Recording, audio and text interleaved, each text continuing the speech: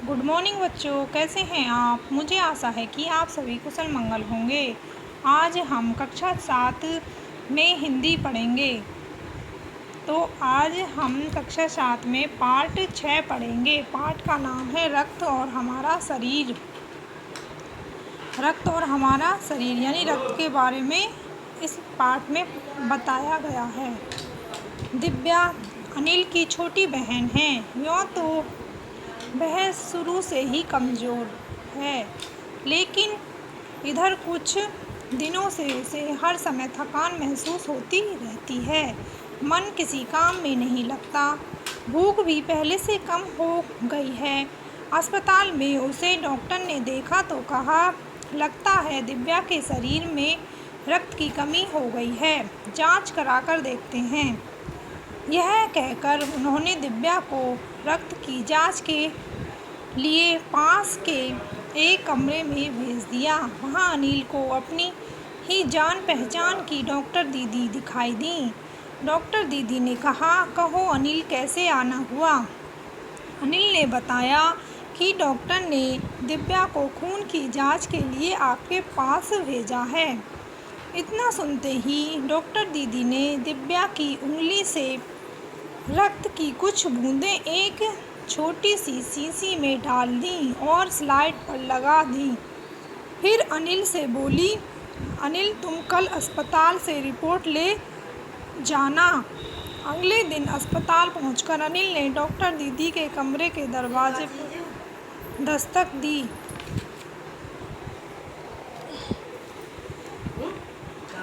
भीतर से आवाज़ आई, आ जाओ। अनिल ने कमरे में प्रवेश किया तो पाया डॉक्टर दीदी सूक्ष्मदर्शी द्वारा एक स्लाइड की जांच कर रही थीं।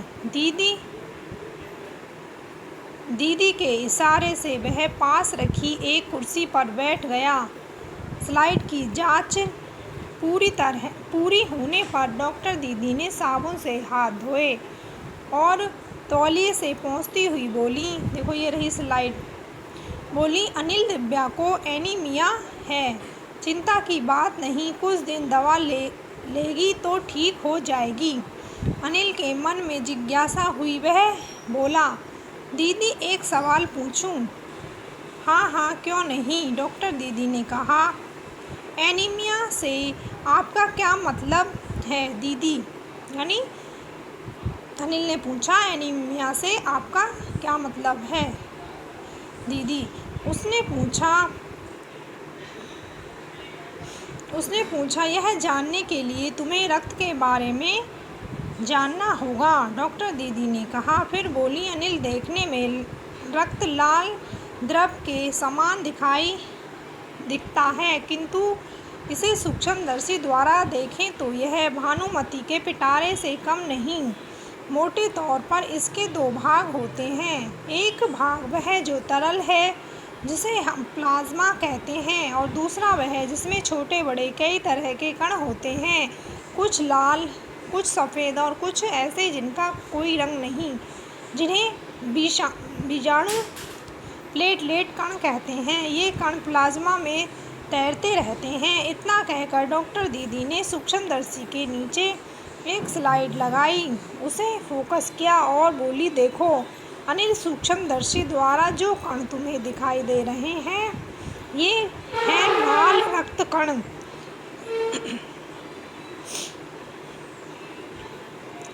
स्लाइड देखो। मानो आश्चर्य से उछल पड़ा था अनिल। रक्त की एक बूंद में इतने सारे कण। जब अनिल ने ये वाले कण देखे तो बोला, बूंद में यानी रक्त की एक बूंद में इतने सारे कण, इसकी तो वह कल्पना भी नहीं कर सकता था। वह बोला, इन्हें देखकर तो ऐसा लग रहा है मानो बहुत सी छोटी छोटी बालूशाही रख दी गई हो। हाँ दीदी बोली, लाल कण बनावट में बालूशाही की तरह ही होते हैं, गोल और दोनों तरफ अवतल यानी बीच में दबे हुए। रक्त की एक बूंद में इनकी संख्या लाखों में होती है। यदि हम 1 किलोमीटर रक्त लें तो उसमें हमें 40 से 55 लाख कण मिलेंगे। यदि हम 1 मिलीमीटर कण लें तो उसमें हमें 40 से 55 लाख कण मिलेंगे। इसके कारण ही हमें रक्त लाल रंग का नज़र आता है। ये कण शरीर के लिए दिन रात काम करते हैं। सांस लेने पर साफ हवा से जो ऑक्सीजन तुम प्राप्त करते हो उसे शरीर के हर हिस्से में पहुंचाने का काम इन कणों का ही है।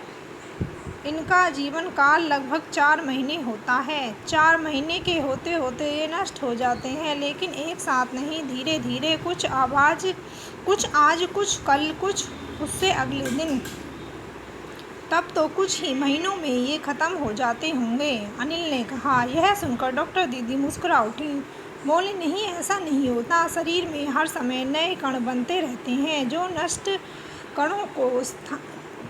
कणों का स्थान ले लेते हैं। हड्डियों के बीच के भाग मज्जा में ऐसे बहुत से कारखाने होते हैं जो रक्त कणों के निर्माण कार्य में लगे रहते हैं। इसके लिए इन कारखानों को प्रोटीन, लोह तत्व और विटामिन रूपी कच्चे माल की ज़रूरत होती है। यह पौष्टिक आहार लेते हैं। हरी सब्जी, फल, दूध, अंडा और गोश्त में ये तत्व उपयुक्त मात्रा में होते हैं।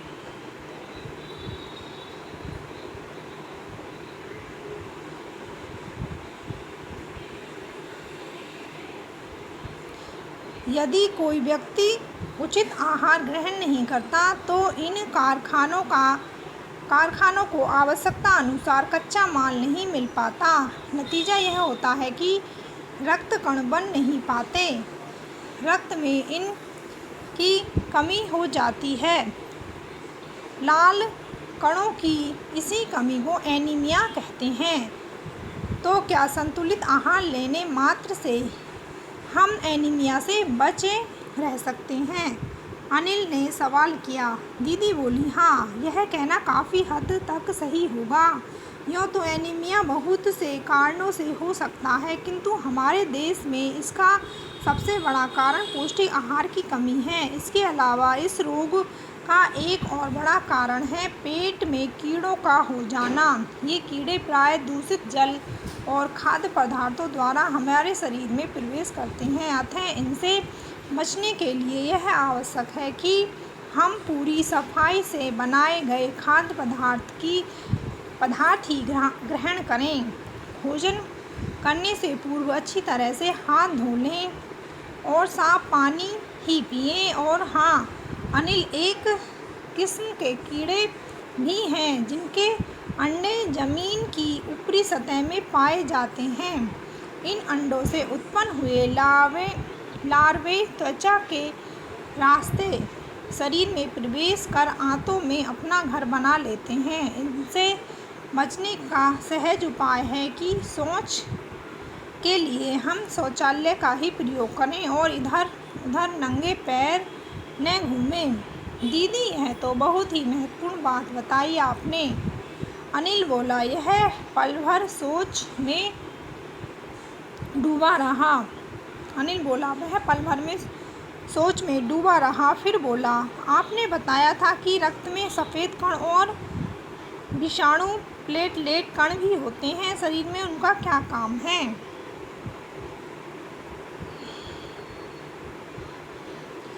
दीदी बोली, सफ़ेद कण वास्तव में हमारे शरीर के वीर सिपाही हैं। जब रोगाणु शरीर पर धावा बोलने की कोशिश करते हैं तो सफ़ेद कण उनसे डटकर मुकाबला करते हैं और जहाँ तक संभव हो पाता है रोगाणुओं को भीतर घर नहीं करने देते। बस संक्षेप में यूँ मान लो कि वे बहुत से रोगों से हमारी रक्षा करते हैं और विषाणु का काम है चोट लगने पर रक्त जमाव क्रिया में मदद करना। रक्त के तरल भाग प्लाज्मा में एक विशेष किस्म की प्रोटीन होती है जो रक्त वाहिका की कटी फटी दीवार में मकड़ी के जाले के समान एक जाला बुन देती है। विषाणु इसे जाले से चिपक जाते हैं और इस तरह दीवार में आई दरार भर जाती है। जिससे रक्त बाहर निकलना बंद हो जाता है। अनिल बोला, दीदी, लेकिन घाव गहरा हो तब तो खून बहता ही चला जाता है। हाँ, ऐसे समय में उस व्यक्ति को जल्दी से डॉक्टर के पास ले जाना चाहिए। ज़रूरत समझने पर ऐसी स्थिति में निपटने के लिए कुछ टाँके भी लगाने पड़ सकते हैं, किंतु डॉक्टर के पास पहुंचने तक के समय में चोट के स्थान पर कसकर एक साफ कपड़ा बांध देना चाहिए। दबाव पड़ने से रक्त का बहना कम हो जाता है, जो उस व्यक्ति के लिए काफ़ी लाभप्रद सिद्ध हो सकता है, किंतु अगर बहुत अधिक रक्त बह जाए तो उसे रक्त चढ़ाने की ज़रूरत भी पड़ सकती है। दीदी ने समझाते हुए कहा। अनिल ने कहा, क्या ऐसे समय में किसी भी व्यक्ति का खून काम आ सकता है? दीदी बोली, अनिल, हर किसी का रक्त एक सा नहीं होता, किंतु विशेष गुणों के आधार पर रक्त को 4 मुख्य वर्गों में बांट दिया गया है। ज़रूरतमंद व्यक्ति के रक्त समूह की जांच करने के बाद उसे उसी रक्त समूह का रक्त चढ़ाया जाता है, लेकिन ज़रूरत के समय यदि उस रक्त समूह का कोई व्यक्ति मिले ही नहीं, तब अनिल ने पूछा,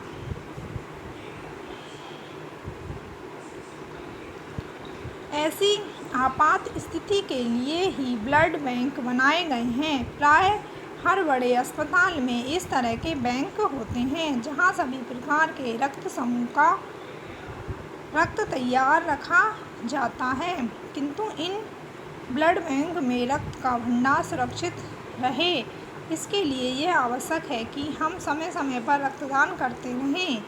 दीदी ने कहा, क्या मैं भी रक्तदान कर सकता हूँ? अनिल ने पूछा। नहीं, अभी तुम छोटे हो। 18 वर्ष से अधिक उम्र के स्वस्थ व्यक्ति ही रक्तदान कर सकते हैं। एक समय में उनसे लगभग 300 मिलीलीटर रक्त ही लिया जाता है। प्राय यह समझा जाता है कि रक्तदान करने से कमजोरी हो जाएगी, किंतु यह विचार बिल्कुल निराधार है। हमारा शरीर इतना रक्त तो कुछ ही दिनों में बना लेता है। वैसे भी शरीर में लगभग 5 लीटर खून होता है। इनमें से यदि कुछ रक्त किसी ज़रूरतमंद व्यक्ति के लिए जीवन दान बन जाए तो इससे बड़ी बात क्या होगी? दीदी समझाते हुए बोली। फिर तो बड़ा होने पर मैं नियमित रूप से रक्तदान किया करूँगा, अनिल ने कहा। शाबाश अनिल, डॉक्टर दीदी ने अनिल की पीठ ठोकते हुए कहा। तो ये पाठ आपका यहाँ पर समाप्त हुआ। इस पाठ के लेखक हैं यतीश अग्रवाल।